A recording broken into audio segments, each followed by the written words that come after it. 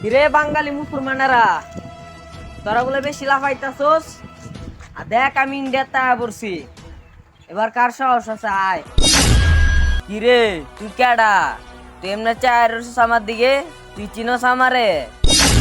কিরা তুই মুসলমানরা লাগি কি কইছস? ছোট্ট একটা দাঁড় কিনার বাচ্চা, তুই আমার কলার ধরছস।